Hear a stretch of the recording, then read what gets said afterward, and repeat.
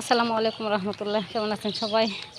তো দেখেন, আজ প্রায় 21 বছর পর আমি এই রাস্তা দিয়ে আবার আসতেছি, কারণ এই রাস্তাতে আমি আমার স্কুলে যাতায়াত করতাম। এটা হলো ধনতলা রেলগেট। তো ইচ্ছা করে নামলাম গাড়ি থেকে যে আজকে এই দিক দিয়ে একটু হাঁটায় যাব।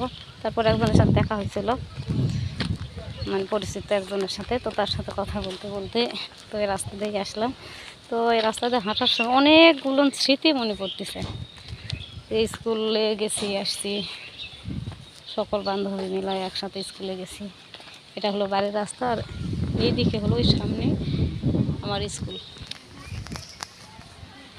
ওহ, অনেক মিস করতেছি। বা এই রাস্তায় উঠে আমার অনেকটাই খারাপ লাগতেছে যে হাই, সেই দিনগুলো যদি আবার ফিরে পেতাম কতই না ভালো হতো। সকল বান্ধবীরা মিলায় এই রাস্তা দিয়ে গেছি।